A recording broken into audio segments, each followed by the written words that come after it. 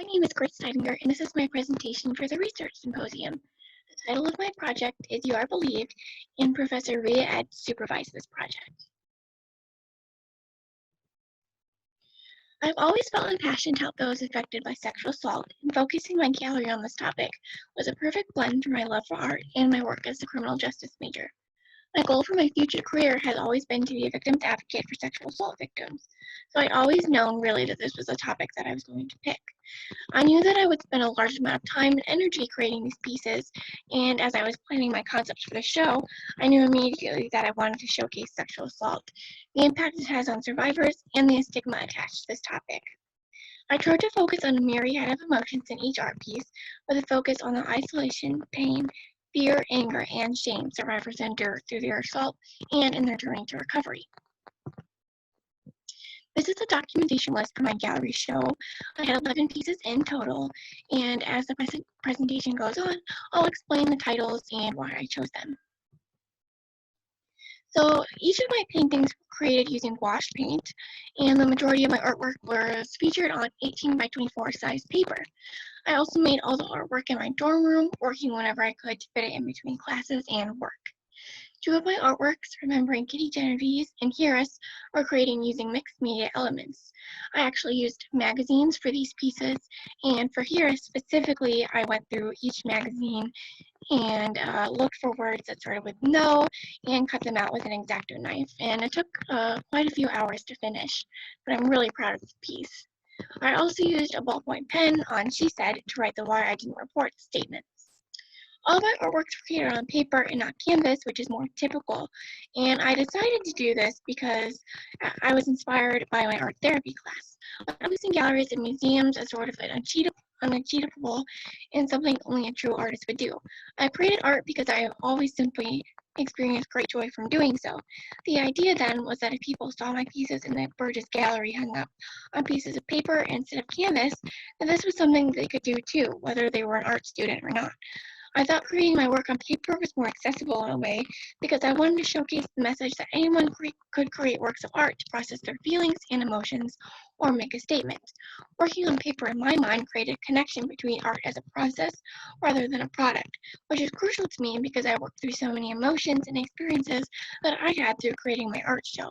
I wanted everyone who saw the gallery to think that they could do this too, and that creating art was a great way to process their emotions, and they didn't need to buy canvas to do so. So the objective of my show, which was titled You Are Believed, is in response to our society's sexual assault epidemic. And I thought the title of my show, You Are Believed, was especially fitting because a large portion of my show is supporting the message that survivors should be believed. RAIN, which stands for Rape, Abuse, and Incest National Network, is America's largest anti-sexual violence organization, and they state that every 73 seconds an American is sexually assaulted. So the goal of this show is to help end the stigma attached to sexual assault and show individuals everywhere that they are not alone.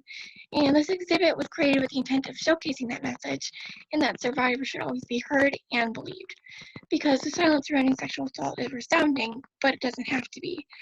By advocating for and listening to survivors, the stigma surrounding sexual assault can end. So I found a lot of joy throughout the process of creating the art for my gallery show.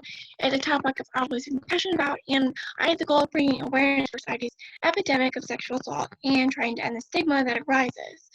So I think a lot of aspects of my pieces turned out better than I thought they would. It was very humbling to hear that people appreciated the artwork or that they found it powerful.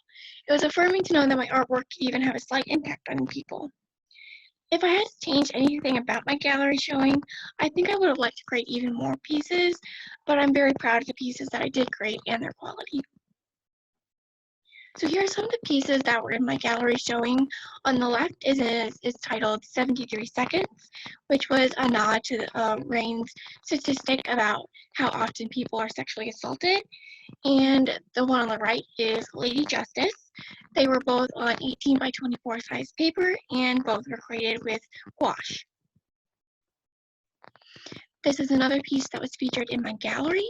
It's titled Call Me, the National Sexual Assault Hotline. It was also featured on 18 by 24 size paper, and again, is gouache. It was really important to me to have the number to the National Sexual Assault Hotline in my gallery because I wanted people to know that just because I was talking about sexual assault, that there was also avenues that they could take to reach a more professional person, and that there was always going to be someone on the other end of the phone willing to help out in any way they can. These are my next two pieces. Remembering Kitty Genovese is on the right, and this was a really important piece for me because it was one of three that showcased an actual sexual assault case. Kitty Genovese is the case where she was raped and murdered outside of her apartment complex, and during the course, while this was going on, 38 people in the apartment building actually heard this happening, but no one called the police because they were sure that somebody else would intervene and stop. Because everybody had that thought, nobody ended up doing anything. So I really wanted to showcase that in this piece and kind of portray the message that no matter what, we should always be helping, even if we think other people are helping, because we can always use more hands.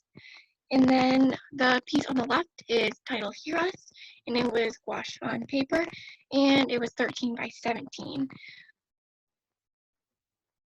These next two pieces are She Said, which is on the left, and features statements of why I didn't report, and the umbrella is held over the person in this piece to kind of signify that someone is trying to help them and like kind of take away the pain of and the stigma of reporting sexual assault.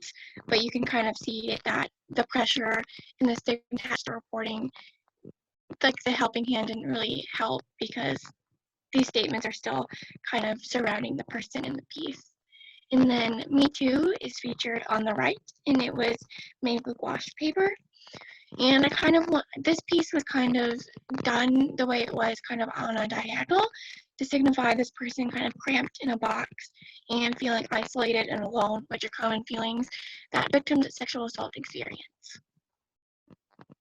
These next two pieces, the one on the left is titled Asking for It, and the whole point of it was to showcase asking for it should be consent, and how important it is, and just kind of signifying that there are always people to support you and kind of, champion that consent should be mandatory.